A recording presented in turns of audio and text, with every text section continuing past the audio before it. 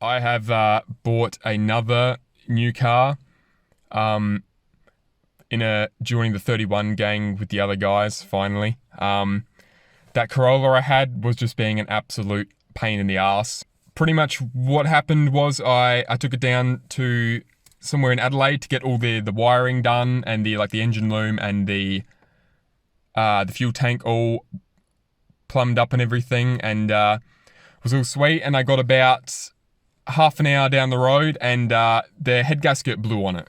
So I had to end up towing it home and pulled all to bits, put a new head gasket in it, which Jordan did for me.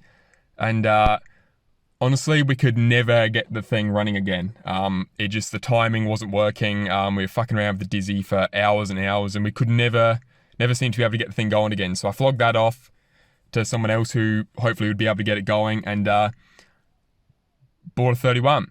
So this is my my Series 1 Silhouette. It was automatic, and we've converted that to manual. Few little things that I need to sort out on it.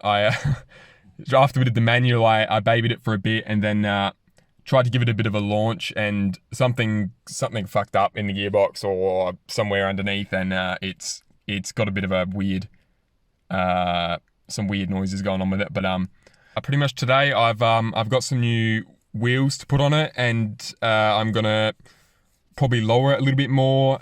So yeah, I'll be trying to do that hopefully before it gets dark. So it's being a bit of a pain in the ass to start. I don't know why. I think I'm not sure what's going on with it, but I'll try and get it going and then move it into the driveway. So this is it.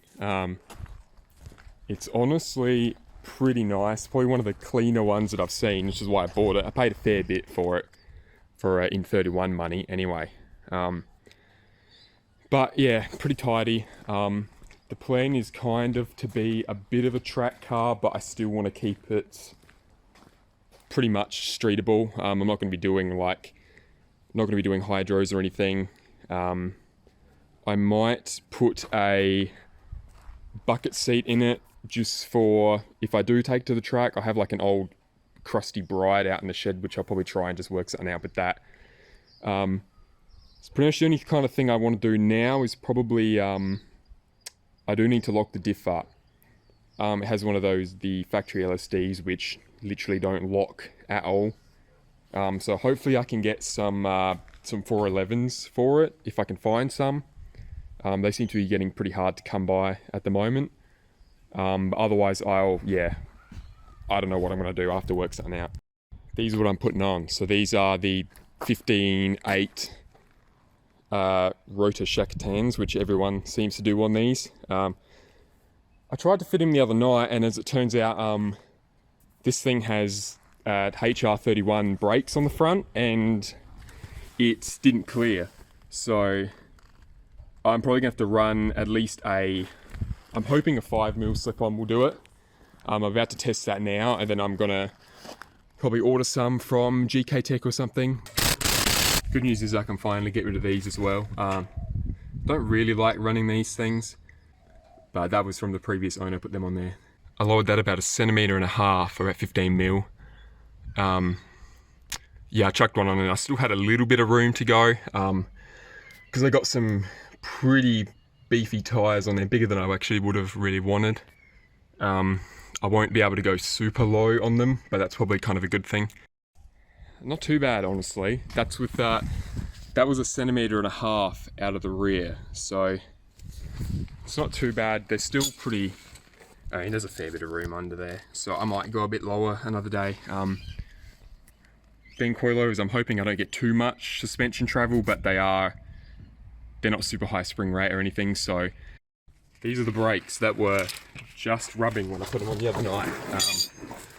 So I'm hoping a 5mm will fix it, in which case then I don't need to, I won't bother getting extended studs or anything for 5mm.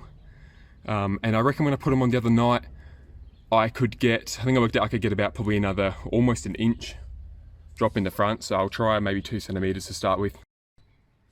Awesome. My washers that I had, didn't even think about it, but they didn't end up fitting over my studs, so these spacers that Mouse lent me that didn't end up fitting because they're 5 stud, not 4 stud, whatever. I just drew these out to fit. And that's what it looks like. I mean, I kind of wish I went, I kind of regret getting the bigger tires, but honestly, not that bad.